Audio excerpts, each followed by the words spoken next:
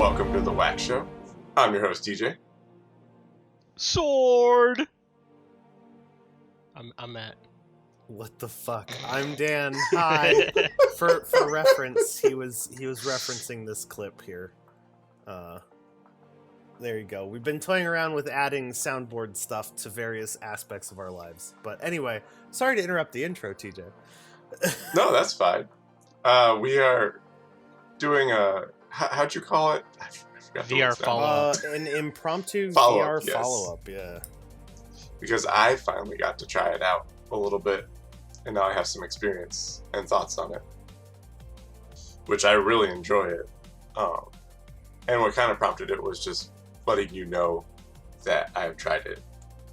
But we started getting deeper into discussion, and we're like, we should record this. So now we are. So deep. And part of that depth is that the ability that gamers have to put on a VR headset and detach themselves, knowing that they're in a game reality and having more control of their body outside of what's going on within the virtual reality. Yeah. Versus other Why people. don't you explain it like you did before, Dan, where you were like, gamers Well, can okay. detach themselves but not detach themselves, as opposed to Right. normal people who do the opposite? Okay, hang on. Before we get into any of that, there's a very important step of what we have briefly talked about before we had the idea to do this episode today.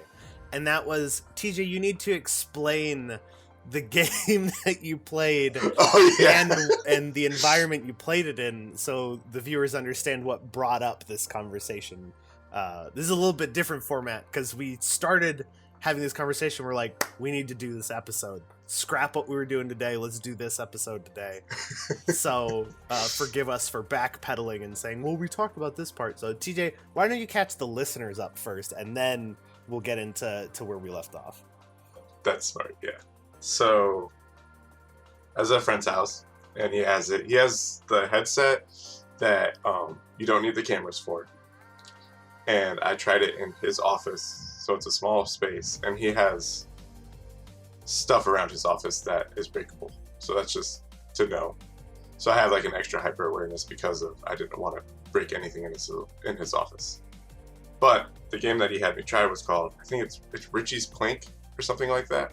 It's basically you start off, you're in an elevator, and you press the button. There's like 3 floors to choose from, and I went up to the plank, and you go all the way up, however high, like crazy high, and you walk out, and there's a skinny plank, and you can walk out onto the plank, and you look down, and the city's below you, like you're in like a downtown like city, and it's like in real life, there's no way I could ever even come close to stepping out on that plank, but I like instantly just like stepped out. But he thought it was interesting because most people won't just like step out like that. Because I stepped out, he's like, "Oh, you're already on the plank?" Like he thought it was interesting because he wanted me to play a different game where I could fly around the city. So that's kind of where we were, right? And then As far as Dan had a I piece, said, and 'cause then I had a piece. Yeah, because there's going to be more built off of that Yeah, so that basically I haven't got to yet. Basically from that aspect, I had brought up the point of like there's a lot of videos of people, various different kinds of people, age groups, races, genders, life experiences. There's a lot of videos of people trying that VR experience. I wouldn't call it a game personally. That VR experience out. And like buying into it way too much. And, some of them I'm sure are staged, but some of them might not be. Stuff like that. Like I saw one where this dude like ran into the wall because he like didn't understand how to react to the falling portion. Matt, you mentioned video. You've seen like an old lady trying it out, and she had no problem walking out onto the plank and then losing her shit once she was out there. I'll let you go into more detail on that. Yeah. But the first point that kind of spawned this that I brought up was I'm fairly confident a strong proponent to why that happens for some people and not others is specifically with respect to gaming, as gamers, I think we have the ability to separate reality from the virtual experience much more effectively, much more quickly, and much more completely than people who haven't spent a majority of their lives gaming. Because that's the magic of VR. This is kind of the punchline to my first point. The magic of VR is, if from people like the three of us who have spent an embarrassing amount of time on video games over the course of our lives, will be entranced and want to try this stuff out. But it also attracts people who, the most gaming they've ever done in their lives is none to like, oh yeah, I played that really cool Cocoa Puffs video game on their website when I was 6, and that's my experience with video gaming. And they'll still want That was a fun game. They'll still want to try out VR because it's not just a game.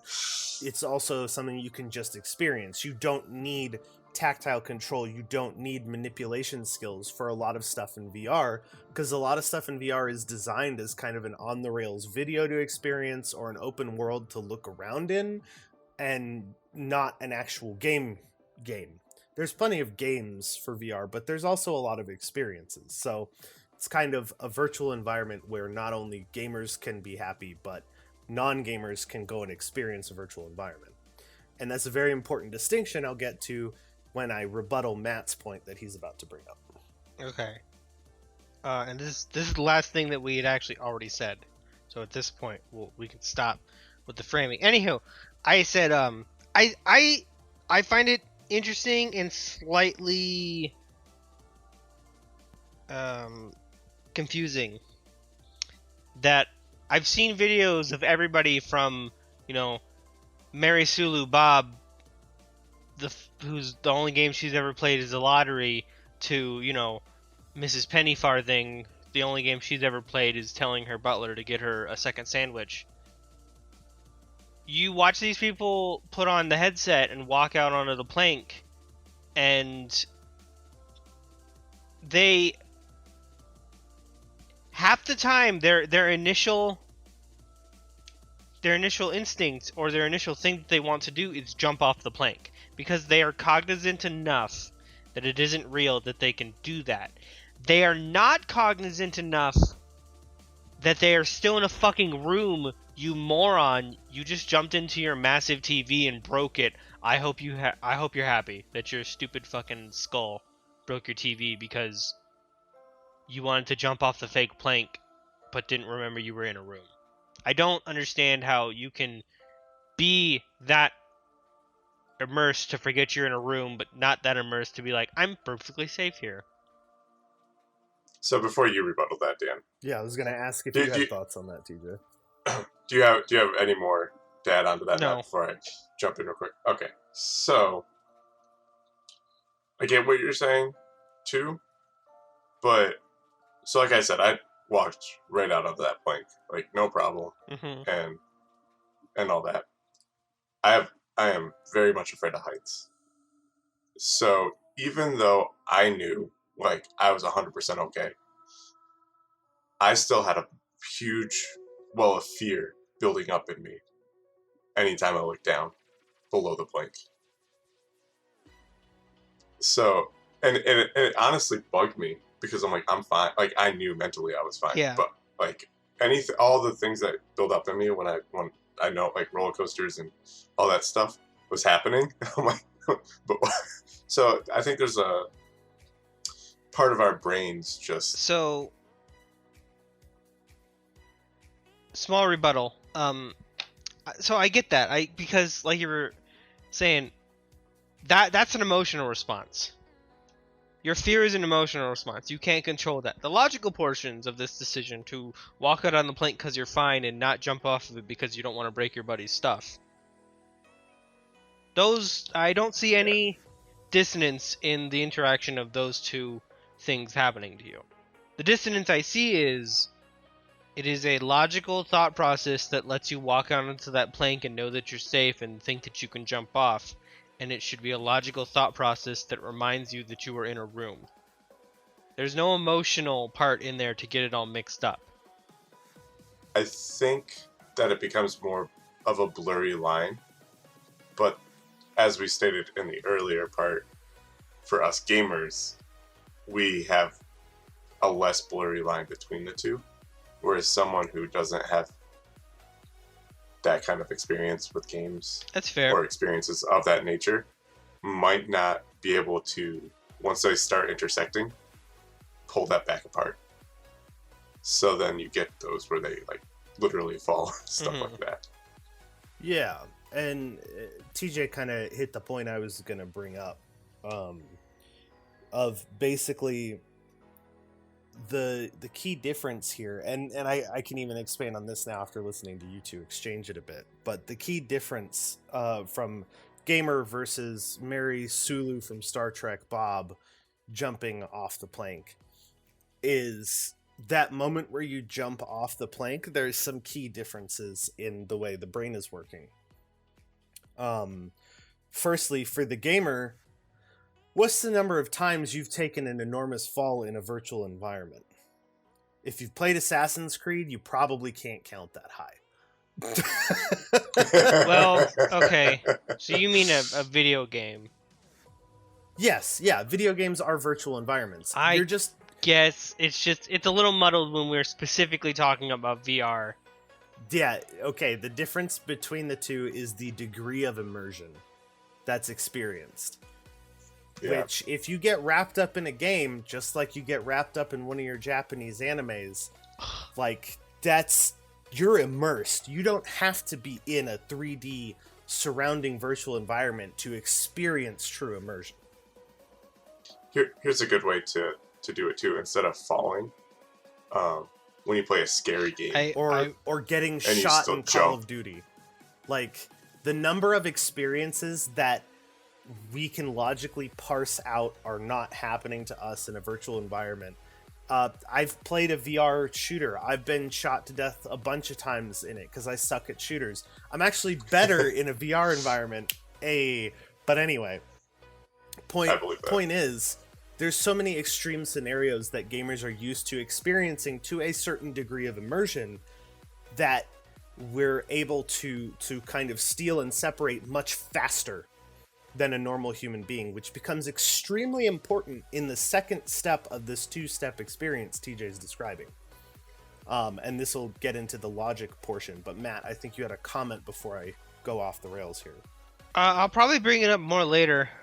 But I was gonna bring up scary games and how the immersion of scary games is I think likenable to the immersion of VR games. Okay, yeah, that'll be interesting to explore. But before we jump off of this plank together, there's two components to the decisions you're making in this example, and you alluded to this, Matt. There's the first half, which is to actually walk out onto the plank. And then there's a transition point when you step off the plank. And then there's the I'm falling component. So a gamer is extremely used to making stop panicking. This is not real. This is an immersive environment. And I'm experiencing something in visual only. Whereas a non-gamer, they can make those logical decisions, like you said. Both people, when not under pressure, look at the space they're in, recognize it's a virtual environment, can understand that they're in a separate physical space, and can walk out onto that plank understanding that this is fake. And be in awe at what they're looking at. The moment you step off of that plank, gamers understand stepping off of that plank does not remove their agency. There's plenty of video games where, well, if I die, then I'm just going to respawn and I'll be able to do something different. In a lot of video games, I'm falling, I still have choices to make. For a real human being that's never played video games, lol, when you step off that plank and begin to feel like you're falling, which I've fallen in VR, it's fucking weird your brain thinks you're actually falling. Your stomach like moves up in your body. It's crazy. But anyway, when you enter that experience, it is immediately animal brain id panic that takes over. Gamers have the ability to have that panic happen. That's the fear TJ was experiencing, but not physically react to it, because we understand that what we're doing and what we're seeing isn't necessarily what's actually happening to our physical selves, because we've trained ourselves in that fake environment so many times. A real human being, they have no reason to have that skill. In what real world scenario of plummeting down a 100-story building would you ever need anything but panic? Because you can't do anything. So that's what happens. That's that trigger that happens when they step off the plank, is the logic goes out the window because it's no longer an effective expense of energy. The only effective expense of energy is to panic and hope that something else comes by and saves you. Which, realistically, that doesn't matter. It's a video game. But that's the difference. That's kind of the switch, and that's where long-term gamer versus short-term gamer can make that distinction. Does that make sense? Yes, though I would like to suggest that instead of calling the people that don't play video games real human beings, we call them, like, I don't know, fucking normies or something. Can we insult them and not me? Basically, is my argument here. Yeah, sure. Okay, so when a fucking normie... Another thing, too, that kind of helps with what Dan was saying is the other thing that he had me try was, it was like called Hero Academia, is what it was supposed to be. And one of the games within that part was you get rocket hands. Sorry. And then you can fly around the city. And he's like, fly as high as you can and then go land on a building. And I did that. And I want to understand it. I want to understand the mind more, because like he called it, you could feel the inertia, and you could, like, the landing, like my legs tensed, even though I knew better. Like, I wasn't trying to do that, but in my hands and in my feet and stuff, I was all tingly feeling, because I just went like extraordinarily fast and then hit this landing. And that was just, it's weird to me that I could feel that way, even though knowing I'm like this doesn't make sense why I'm feeling this way. Yeah. Because I know what's going on. And there was one point I died from something. I don't even know. Like, the screen went black and it didn't even faze me. I'm like, oh, I just must have died right there. And I respawned somewhere. And it's just interesting that the mind has that much control to make you feel that way, even though nothing is actually going on physically. Those two examples you gave, I love that you brought up the death example too, because it's a perfect explanation of why your brain does that. At least in part. I'm sure there's a lot of different things going on, but this is actually getting a little bit into motivation and like fundamental why people choose to do what they do. So yes, I am saying I am partially qualified to talk about some of the aspects of what we're discussing today. Your brain knows what your body should be experiencing in those situations. So you described going fast, you had some tingling in extremities, and your legs tensed when you did that big landing. That's because your body knows what needs to physically and mentally happen to you. Your brain knows what needs to happen to you in order to survive situations or continue functioning in situations like that. So going fast, you need to be more acutely aware of what's happening. So adrenaline pushed through you. That was the tingling you felt. When you thought you were impacting the ground heavily, your legs tensed to absorb the supposed shock force that would be running through your body, even though none of that actually happened. Your brain knows what your body needs to do to survive those situations. That's what was happening to you. And it was all based on visual cues, which the virtual environment is extremely good. The virtual reality environment is very good at triggering those responses because it's so immersive. Now, that makes sense. Now, why didn't you have that same experience when you died? Because your brain doesn't know what the fuck to do if everything just goes black and you die. You've never experienced that. Or if you did, your brain certainly wasn't recording the proper response to survive. And that's why that didn't have any impact on you. That makes sense. That makes a lot of sense, actually. Huh. So I did want to bring up, I liked everything you said before about how, like, you know, once you start falling, the average person doesn't really know how to do stuff past be falling in panic. Yeah. But my main issue is the people that are on the plank and they jump off the plank. They are still fully in control during that whole process until they have leapt. And their body shouldn't be freaking out because they are on, air quotes, a solid plank. And so that is my problem. This is the place where I do not understand how you can be on the plank, think it is okay to jump off the plank, but not also think it is okay to jump off the plank because I am not on the plank. I am in a room and there are things around me and I will hit them. That might be like, it's like when you make a stupid decision in life and then you instantly regret it. I think it could be one of two things, to respond to my own question. It could either be, like you said, TJ, I think the majority of people that are recorded being put in this situation are people with a fear of heights. And so they go in with the fear of heights and they know it's not real, and their immediate response is to do something that they could never do. And so they're not really thinking about anything else. They're just like, holy shit, I'm high up, but I'm not high up. What can I do with this? I could jump. Because I feel like the point of being afraid of heights is being afraid of falling. But if you can be at a height and not be afraid of falling, you can just jump. The other thing could be basically the same idea, is that, like, you're in this area where there are no consequences, and you're like, I could just jump. It is both like, what is it? The call to the void. It is both a situation of fear or the call to the void. The call to the void being those thoughts that you get when you're in a bad situation or you're adjacent to a bad situation. Like when you're walking on the sidewalk and you're like, your mind is just like randomly like, you could walk in front of that car right now, you'd just be dead. Or when you're holding a knife cutting vegetables and you're like, you could just stab somebody. That is the call to the void. Do you need to talk to someone, Matt? Are you okay? This is a real thing.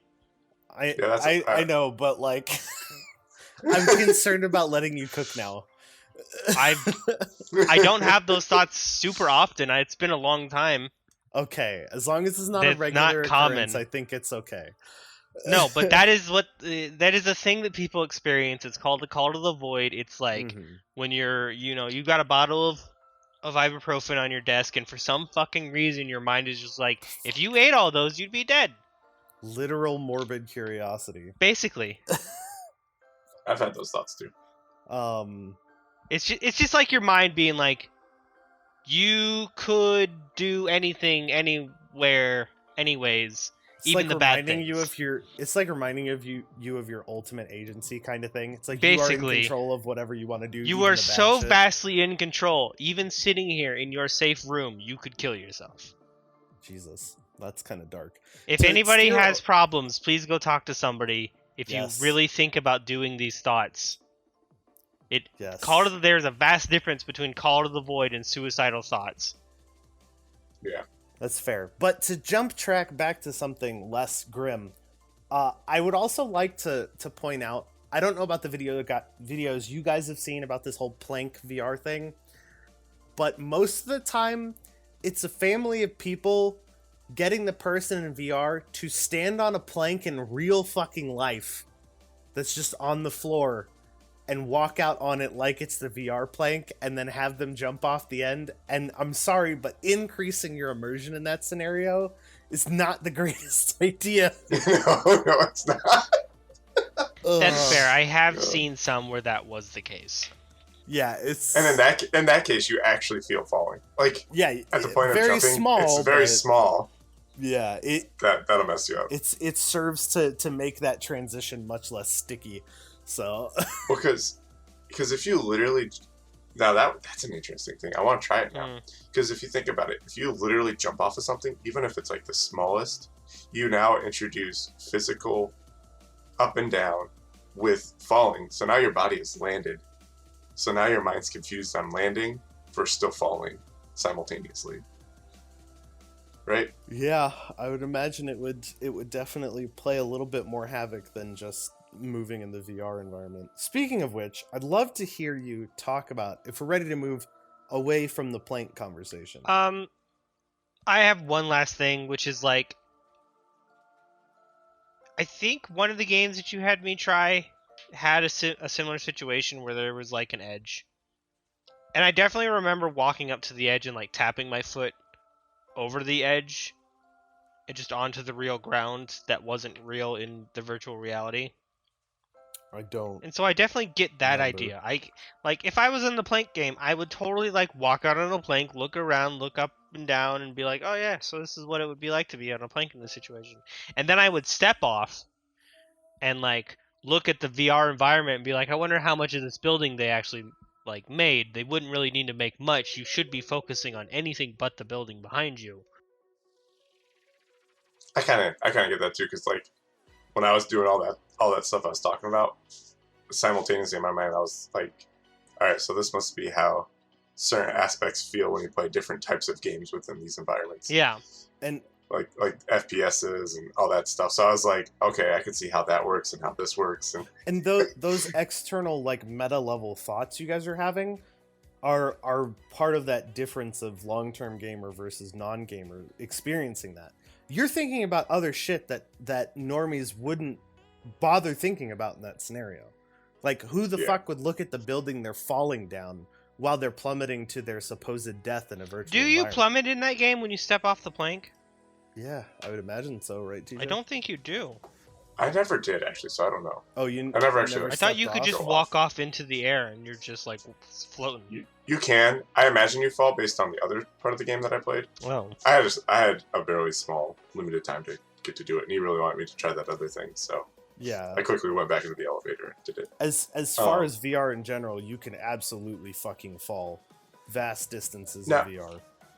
Now, here's another thing, because I don't know how it is when you have the sensor cameras up, but when you do, is there like a force field around you that kind of lets you know, like, you're walking through If at a certain point? at least with mine, which I believe is the Oculus Rift with the hand controls, and it's got the 3-point cameras in the room, you can set up what's called like a defender or whatever. Basically, it's the outside edge of the space you map out with the hand controls that you can move in the physical space. So if you get close to one of the edges, i.e. that means you're going to smack your hand on something if you keep going past that, then a grid mesh will show up in whatever game you're playing to let you know, hey, you're about to exceed your safe play space. Be careful, Gotcha. kind of thing. But outside of that, So- that doesn't exist. So okay, so I did have that, and it was very close to me I because it was such a small room. Yeah, I actually really like that- that feature. I think Yeah, that's it's- brilliant. Yeah. fucking genius. So that helped too, keeping me knowing. Reminding you of your physical space, yeah. Yeah. I think I'd love that feature, like maybe a toggle to make it just permanent no matter how far you are away, because that would I think that would help people ease into the idea of experiencing VR. They would get accustomed to like, okay, there is a reality outside of what I'm looking at, and that's its confines. And it would help remind you like, hey, you're not actually only in this space, kind of thing. Yeah. Just for a transitional period of learning VR. Mhm. Sorry to interrupt. No problem.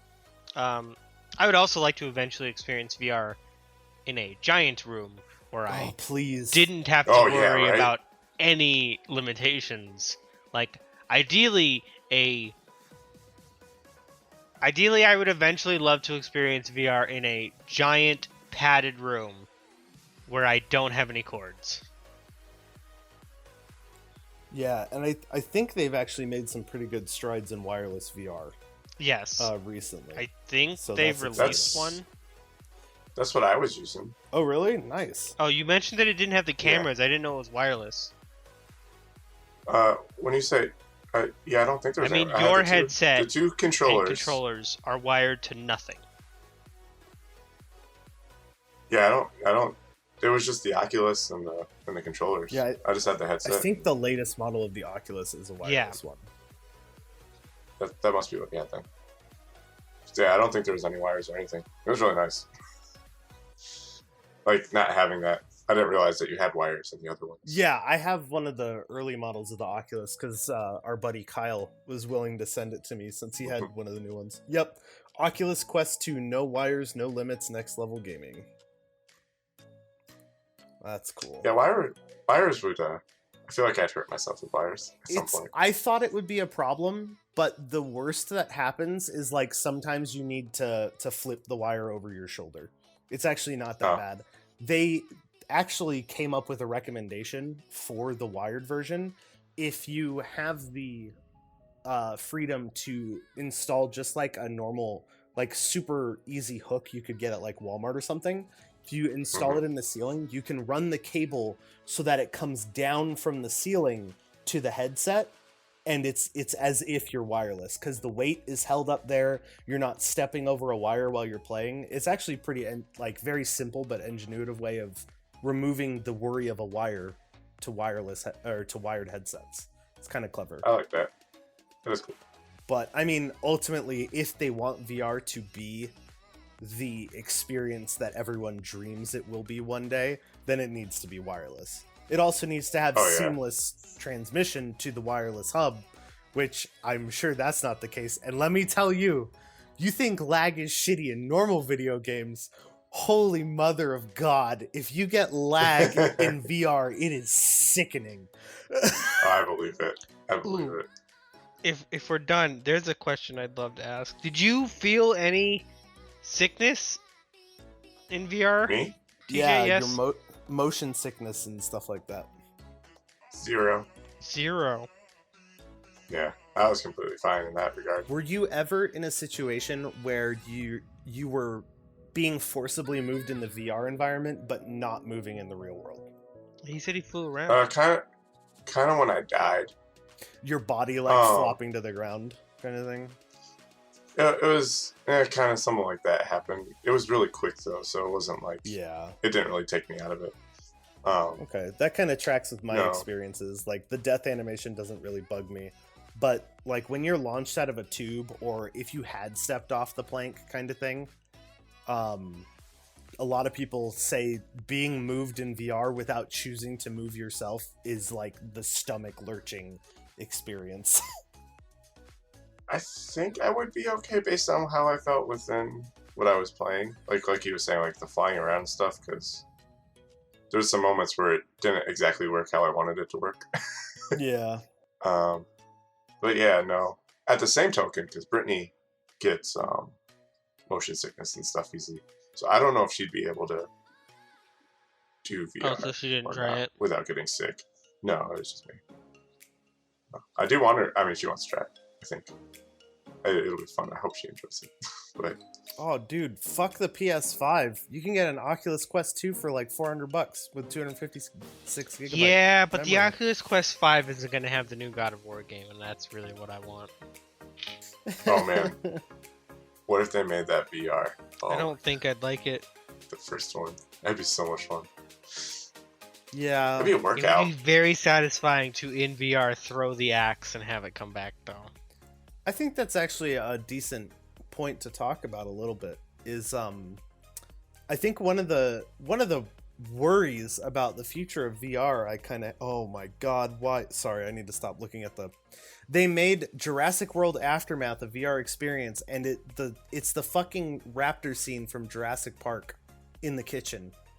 Why? Why would they do that? Anyway, one of the things I worry about with the future of VR and video gaming is I'm worried there's a portion of devs, or there's going to be this subset of people, and it's going to be like a PC Master Race scenario where it's like, if you're not playing on VR, then why are you bothering playing video games? I'm sorry.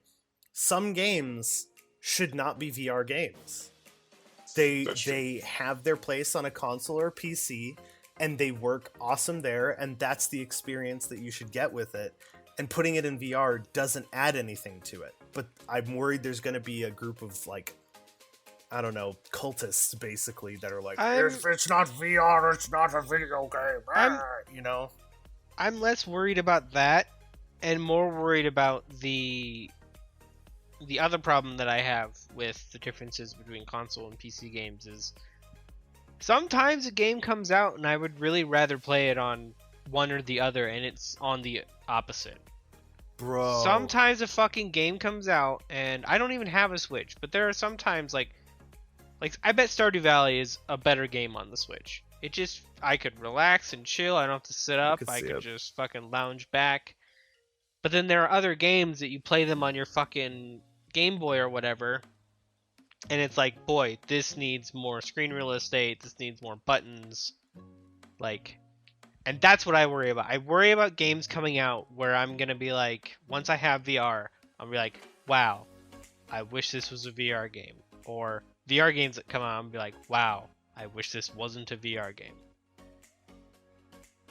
Yeah, I could see that. Because there are already those PC Master Race assholes, and I don't fucking care. I have a PlayStation, I want a Switch, I have a PC, and there are games that I enjoy and ways that I enjoy doing all of those things. And I don't give two shits about the people that are like, it should be on the computer. Yeah, I think as long as it doesn't actually influence the development of games in a negative way, then I guess it's like an unnecessary worry of mine. Yeah. That being said, here's a fun kind of exercise for us. Are there any games currently on PC that you kind of wish had a VR port? The one that comes to Call of mind Duty. does, which is the Star Wars Squadrons. Okay, Star Wars Squadrons. TJ, you said Call of Duty. There's a lot of Call of Duty-esque games, a lot of FPS for VR, but none under that brand quite yet. I would love to hear makes why sense, you though. want Call Yeah. of Duty in VR, TJ, because as VR stands right now, I don't want any fucking game where I have to move my character to be in VR. I don't want to play any of those. I got this for you, TJ. Because scrub-ass bitches who don't know how to shoot in real life would finally suck at the game. Hey! For real. Is that why, TJ? I mean, it would be. No offense, but TJ, do you know how to shoot in real life, or are you a scrub-ass bitch?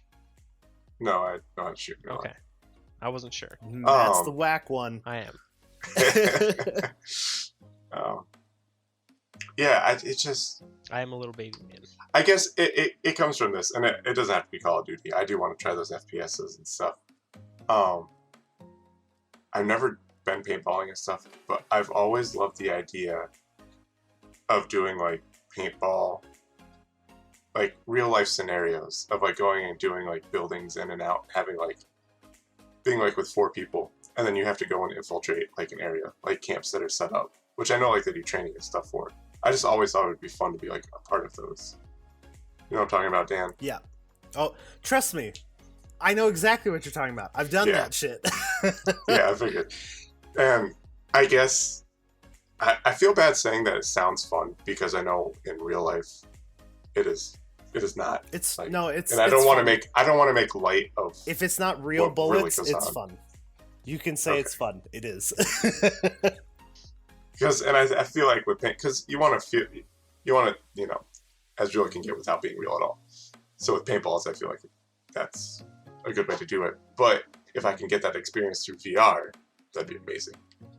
Like going through having like actual like Real tactical experience. Yeah. yes, and strategy, and I just love strategy games. So that just level of strategy sounds like amazing. And real life sniping and stuff like that. Like that'd be fun to do to people in Warzone. Dude, I'll tell you what, with those kinds of games, like, I think one of my favorite things about VR, as someone who always gets like super into something I'm passionate about and I'm enjoying or I like, arguably too much so, I'm glad that it actually feels like it's rewarded in VR. And what I mean by that is I'll use a very simple example of in these FPS games, you can just stand there and hold your rifle up and shoot and then run around and shoot some more and run behind a building and shoot around the corner. And like, you'll do fine The games are designed to be successful that way. But if you actually take firing positions and you actually kneel down and rest your elbow on your knee or go into the prone position to shoot, you're so much more stable because you have the real world stability that comes with that. Instead of them trying to emulate it when you press left control to crouch or whatever button it is in your favorite shooter, you've actually physically had the stability that comes with that. And it actually improves your accuracy in the game because it's based on the stability of your physical arms and your hands. And that's really interesting. So like, and cool. When Kyle and I were playing Zero Caliber, I'd be like huffing and puffing, and he would just hear, and he's like, "What are you doing?" It's like, "I got prone, dude. I got prone. I got it covered." And he's just like, "Are you serious?" I'm like, "Yeah, dude. I'm on the floor of my room right now." Oh, That's awesome. It's so fun. I'm on the floor right now. I can taste the dirt. Who put this here? I have a question for you, Dan, then. Mm-hmm. This is off topic, but now I just want to know. When you go prone, what is your comfortable position in prone? My comfortable position is the correct position by Army standards. Get fucked. Which is what? So there's two ways to do it. I play Call of Duty, I know. Obviously, I don't have sandbags in my room, but that's the ideal scenario, something to prop the rifle up on. But if you don't have that, left elbow forward holds the front end of the rifle, butt stock into the right shoulder because I'm right-handed. Body completely on the floor. You're basically at the start of your chest. That's the portion that's raised up because you're looking down your optic. And then you want to keep your body in line with your rifle. So typically you're slightly slanted. And then the two differences is what you do with your right leg. Your left leg should be back flat straight behind you, creating as much of an obstacle for the kickback of your rifle as possible. And then you take your other leg and you can either also just leave it straight behind you and lay on the ground, or a lot of people, and this is most comfortable for me, is you pull it up and create a right angle at the knee because that'll give you more grip on the floor. Because the whole idea is leaning into the rifle so that when you get the kickback, your sight position, your sight picture doesn't change or changes as little as possible. Yeah. Now, I asked because... Go ahead. I was just gonna say there's no kickback with VR rifles. Yeah. That would be super fucking cool if they had, like, do you guys remember the Wiimote? They used to have like the laser blaster and you could mount the Wiimote into the thing and pull the trigger to shoot. I would love for them to somehow create like a rifle mounting for the VR controls and then actually put like a buffer and spring in it that would just kind of go and give you a little pushback when you pulled the trigger. That would be cool. That'd be expensive and totally superfluous, but it would really improve immersion. I asked this because the guy I shoot with, he's ex-Marines, and we just do targets and stuff. But in that prone, I was most comfortable with both my legs straight back. That's totally fine. All the same stuff. Because from surfing. So I got comfortable with that. And I just thought it was it because everyone else had their legs bent. I was the only one, or I would cross my ankles sometimes, but usually just straight back. Yeah, don't cross your ankles. You can pretty much do whatever you want with your legs. There's recommended positions, which is what I went over. But basically reducing surface area of the ground touched by your legs is a bad idea. That's the point that you're kind of taught, is your legs are providing an anchor point to counteract the impact of recoil. That makes sense. So if you cross your ankles, that is reduced surface area of your legs preventing pushback.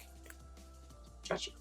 Good to know. It also matters way more when using higher caliber weapons, to be fair. But we kind of jumped from VR to how guns work. Apologies. Sorry about that. I was just curious.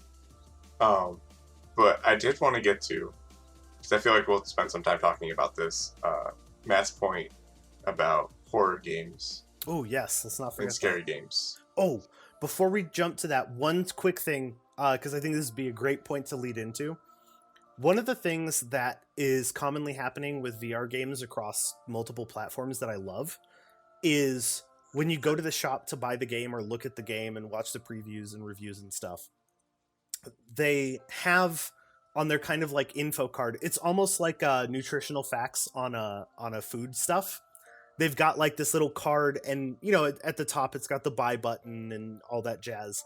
But then the about the game section, it says what VR systems support it, which is normal, what kind of hand controls are supported with the game, which makes sense. But at the top, they have what's called a comfort rating. And it's like green, yellow, or red. And that encompasses like how much of a physical reaction the average player has to the game, which I think is awesome. So it's like, that's interesting. It's like if it's a high speed, high movement game and a lot of players report that it kind of makes them a little motion sick, or it's a really scary game like Matt was saying, and like the adrenaline and the emotions build up really fast because it's super tense, it might have a red comfort rating. But if it's like walk through a garden and pet your bunnies and work on your farm, then it's like a green because it's really slow paced game. It's comforting. It's not stressful. Stuff like that. I love that they're adding that to the VR games. Like, that is fucking awesome. Sorry, I just wanted to start that as your point for talking about horror games. No, that's really cool. I didn't know that.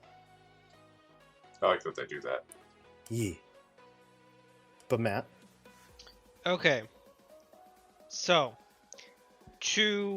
and this is backtracking a bit, to completely go against, not completely, to somewhat go against my earlier point of, you know, how can you sit there or stand there and know it's a game, but have some actions that act as if it is a game and some actions that act as if it isn't a game.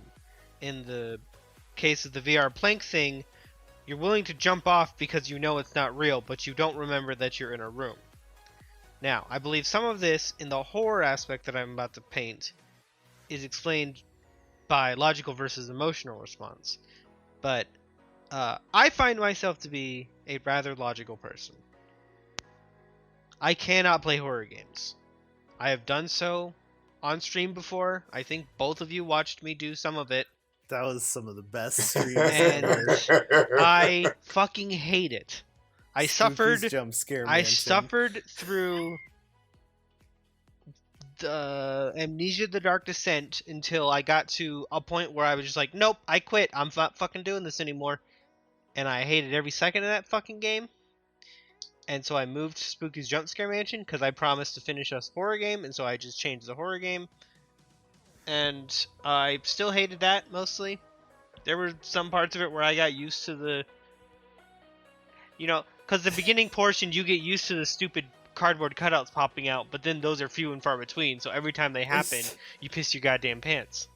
It's just a little ice cream cone, Matt. Yeah. So my point is I feel like that is, in some ways, the same kind of thing. Like... Yeah, I can sit here and logically know that there is nothing that can happen to me because of this game that I am playing, not in VR. But it's scary. It jump scares me. I don't like it. I feel uncomfortable. I get sweaty and scared and irritable because I'm scared. And I hate all of that. And in the same way, you can have those reactions in VR. And so I think it's an interesting comparison. And I will never play a fucking horror game in VR because I, contrary to popular belief, like myself.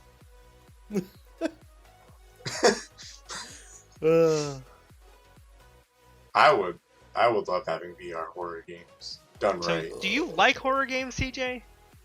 Yeah, I love horror games and movies and stuff. He loves Resident Evil. I've always wanted to play Resident Evil, but please see like to a minute ago where I said I was a little baby man. Well, I mean, I would also argue that they're more action with like a splash of horror, but TJ's the pro. He'd be able to explain it. I think that was my big problem. That was my big problem with Amnesia, is that you can't fucking do anything. Whereas in Resident Evil, you get guns and you can shoot the things, and it doesn't work very well, but you can still do something. So the first few Resident Evils are the scarier ones. because there's more jump scares. They come out of nowhere. You get surrounded. I had one of the most scariest moments in my life. Now that had to do with the scenario of real life, what was going on too. But and I'll say what it was in a second. The later Resident Evils, like once we get to like Resident Evil 4, it becomes far less scary and more actiony. They're still really fun, but yeah, it kind of loses its scariness. Until you hit, I think, what was it, the Resident Evil 7 remake? That shit was fucking Where they chop your creepy as fucking hell. arm off. Yeah. I haven't played that one I also yet. don't think it was Me a too. remake. But the one that like super scared me was you fight this thing that you can't kill. He just kind of like technically passes out, and it's at specific times within the game. And this is after you have to beat the game, because you have to beat the game 4 times to fully beat the game. Because there's 2 characters to beat it with, and there's an A side and a B side. Wait, are you talking about Resident Evil 2? Okay, I was Sorry, about to say. I didn't say which one. My bad. So Leon and Claire. Yeah. And on the B side, there's this thing that you fight. I forget what it's called. But I just like walked into this little room. He popped up, and it takes a lot of ammo to kill him, and ammo is scarce in those original ones. And that's not even kill. That's just knockout. Yeah, I was home alone, but usually, I mean, it's like quote unquote kill though. Like you're not going to see him for a really long time. I was home alone. It was late at night, dark. Had the TV on like full blast. I just had that moment where I was like, okay. I walk around the corner, and he busts out of the wall, and my dog started going berserk. It scared the crap out of me. I had to pause and like regain my composure. And at the same time, I'm like, man, I just beat him. Like he's not supposed to be here. It was really funny too, I thought. But yeah, no, those were good. A really fun, scary game where you still get to do a lot is Silent Hill. Silent Hill series. Those are like Resident Evil, but way more terrifying. Also, Dead Space is a lot of fun and terrifying. You keep saying fun and terrifying as if they can exist in the same space. They do. No. It's in Dead Space 2, I want to say. No, it's in. Never mind. It's in the first Dead Space. There's these things called like berserkers, and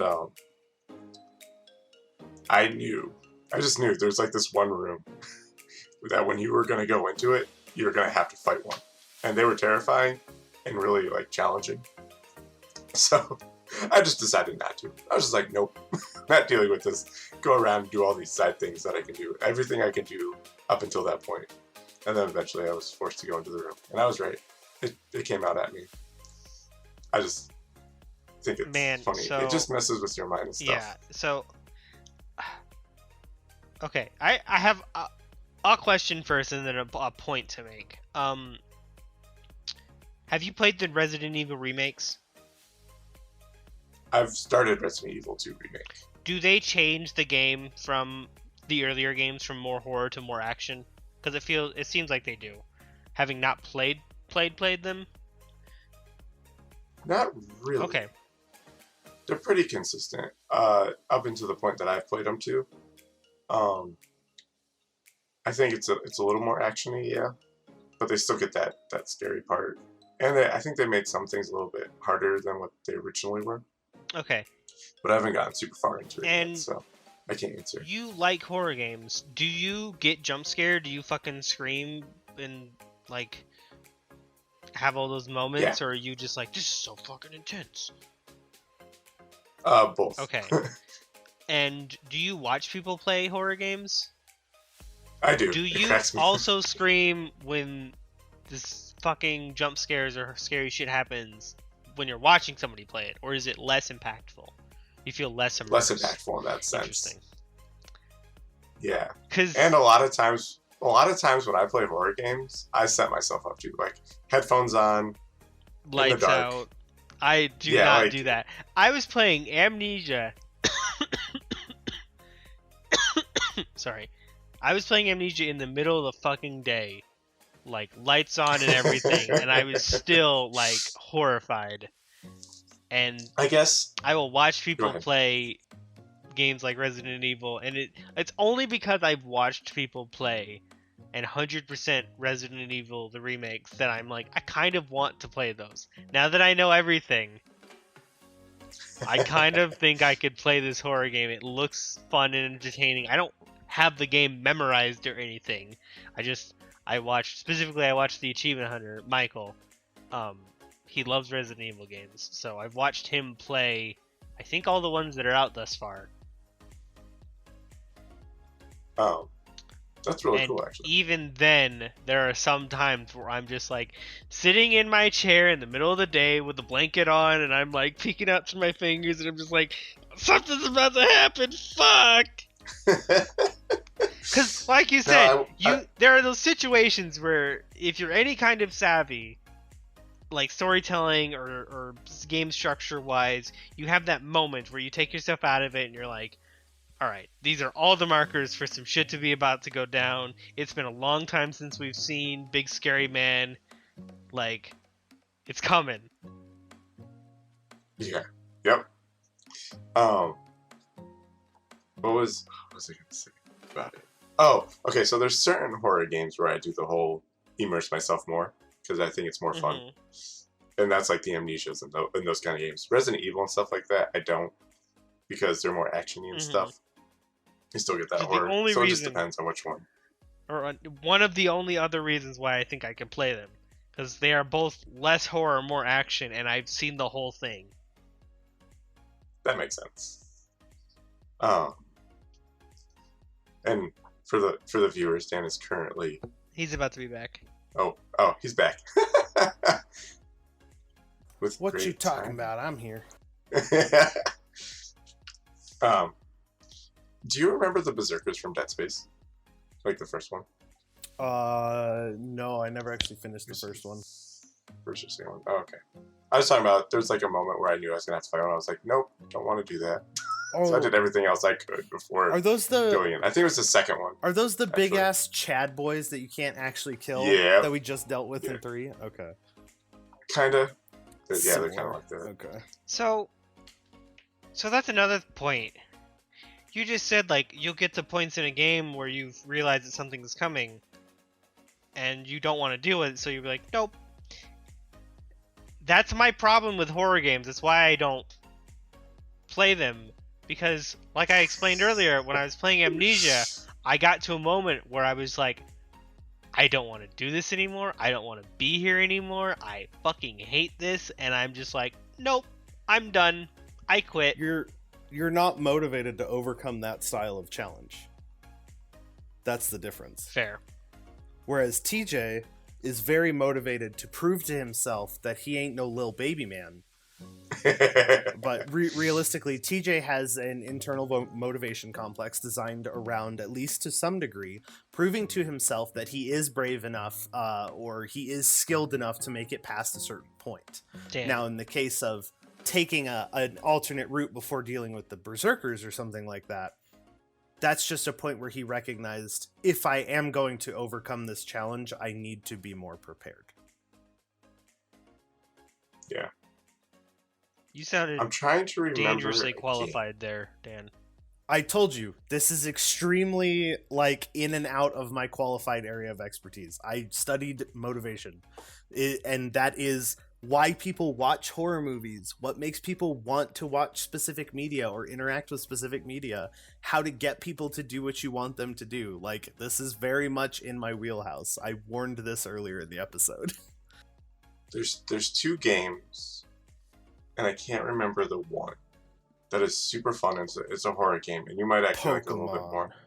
Outlast? Outcast? No, it's older. It's an older game. Doom? I'll find it and look it up and show you later. But what made it so good was the environments that you were in. Like old schools, old rundown schools, and hospitals, which are pretty go-tos. It's the fucking Japanese game where you're a photographer in old schools and shit. Oh my god. Fuck I know that shit. one. No, but that sounds amazing. I need to play that game. Fuck that fucking game. It's another one of those games where you can't do anything to stop the bad guys, really. Yeah, those are my problems. You know what my favorite horror game is? Because I actually have one of these. Doom. I can see that as arguably. What are you talking about? horror-esque. Literally, stuff jumps Yeah. out at you, but when they jump out at you, you have a fat fucking shotgun and all other So- plethora of weapons to punish them for jumping out at you and making you scream like a little girl. Even though it's an FPS, you might enjoy it. Is Fear 2. Is a really good Isn't game. that the one where, like, basically the chick from the horror is trying to kill you, but you got a gun? Or like a whole SWAT team? Trying to kill you and trying to help you at the same time. It's like a whole cool, twisted story type thing. But you can make everything into slow motion. And while you're fighting and stuff like that. This is really cool, fun aspects to the I mean, I'm not going to play it. I might play the Resident Evil remakes. And then there's BioShock, which is kind of horror-y. Yeah, no, Of the actiony, like less horror, more action. Yeah, no, I got a chunk of the way into BioShock. I don't think I stopped playing it because of the horror. I stopped playing it because, fuck, I think I played it in like 2016, so it was really old at the time, and I was just like, this game sucks. That'd be an interesting VR VR. version game. Could you imagine a Big Daddy with his drill just like No. bearing down on you in VR? God. I would be terrified. I'd probably just go Curl up in a ball. yeah, in the corner of the room and position. just be like, nope, I'm done with this game. Those things are terrifying just without being in VR. Yeah. No, I think VR, I want to play the photography game that you guys are talking about. That Japanese, that's God. a Jesse played blast. it a shit ton. Let me. I can find it easily, like Ghost Stories or something. I think VR would be a lot of fun with horror. You could do a lot of really cool things. But you'd probably have to... Fatal Frame. Oh, I've heard of that. That's Yep, the Fatal Japanese horror photographer game thing. Okay. I feel like you'd have to be really careful about doing horror in VR, though. I mean, they And do not- it now. Yeah, you can play the Five Nights at Freddy's game. Oh my god! All right. Oh my god, I did that Yeah. shit on Halloween. Ugh. So Oh, yeah. Oh, real quick. When you stepped away, Dan, one of the things I brought up that I do with, like... So Resident Evil and, like, the action kind of ones I don't do this with as much. But, like, Amnesia, and I still need to play Amnesia. But those types you of really horror, don't.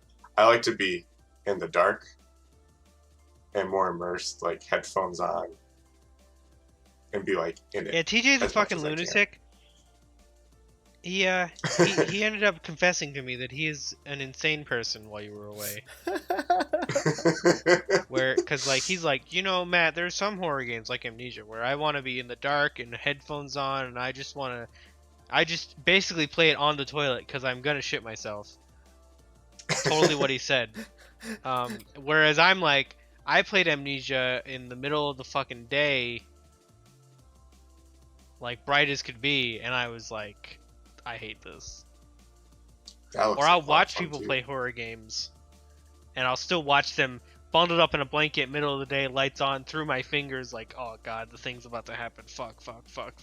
If I'm watching someone play it, like Jesse play with a Scary Game Squad or something like that, it doesn't impact me. No, it still impacts me watching it. It's like a Yeah, it doesn't horror impact me movie. either. It still impacts me.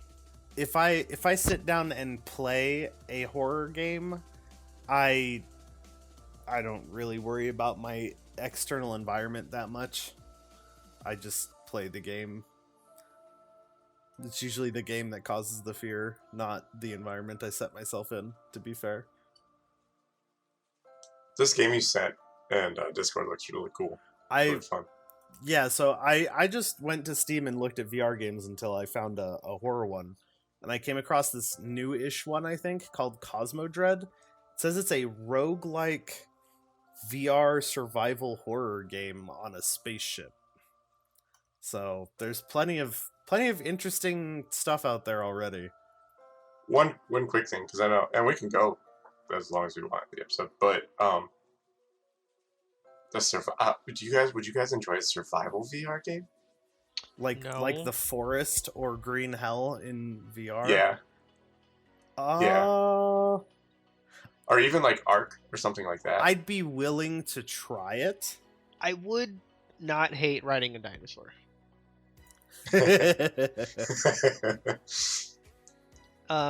Like, is it too much? Is it? I guess this is an interesting. Is a game like that too real to be unenjoyable? So, I don't really like survival games anyways. So I don't feel like I am a fair judge of whether or not people want to play VR horror survival games. But also, I think you've touched on something very important here. In video games, is there a point where the game is too real? Like, I don't like survival games because I already have to manage my food and my warmth and my health and stuff. I don't want to do that in a fucking game. And so now I'm thinking, like, is there a point where you could make a VR experience that was so close to life that I would, A, not feel like the VR was an escape from life, or B, just be like, well, this is just life, but I can't smell anything. I'd rather just go to an actual forest or whatever. I don't know, because, like, in those games, you can build houses and structures and stuff, and, like, it's called survival, because what you're doing is surviving, but in reality, the way you go about doing those things is not how it happens in real life, so I don't think I'd have a problem enjoying it if it was done well. Yeah, that's fair. And then you get someone. I think Brittany said she would enjoy like a Sims VR. What, like first-person Sims VR? Yeah. So she could go into virtual reality to talk to fake people. I do not mean to be insulting to Brittany. That People sounds like insane. different things, but that sounds like the most boring. Just do VR chat. Tell her to try VR chat instead. Yeah, I don't think she would want to talk Alternatively, to actual people.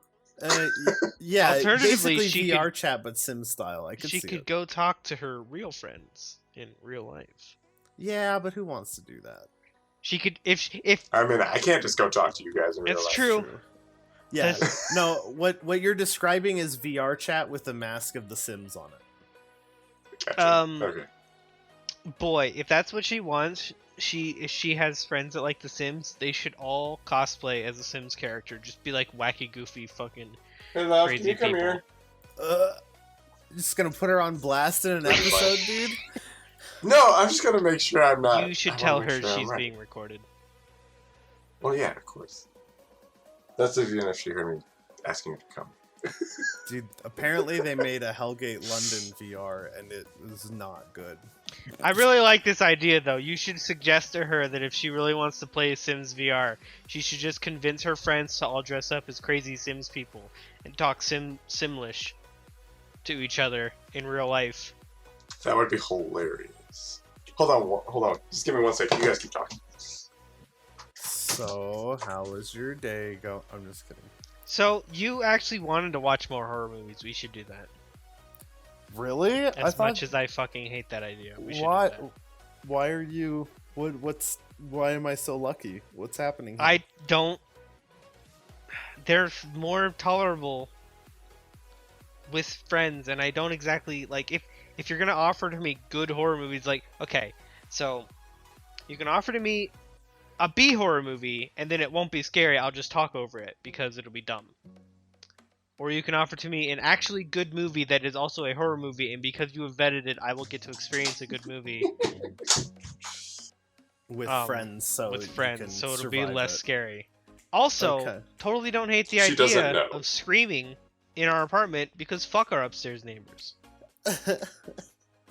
Wait, what were you guys talking about? She said she doesn't know. I told Dan that we should watch more horror movies. Oh yeah. He was I mean, are you a horror fan, Dan? Sometimes I get like a bug to watch one. I'm not against them. Like, there's very little media done in English that I'm like, I won't watch that as long as it's semi-modern kind of thing. So but yeah, that's I feel like we're kind of coming to a conclusion. We're kind of like splintering off into random conversations at this point, so maybe it's time to wrap this up. Yeah. maybe one day our podcast will be a virtual reality podcast. I did Oh my want God, to we should mention. do like a newsroom, gamer news with TJ, Matt, and Dan. That'd be awesome. TJ can do sports.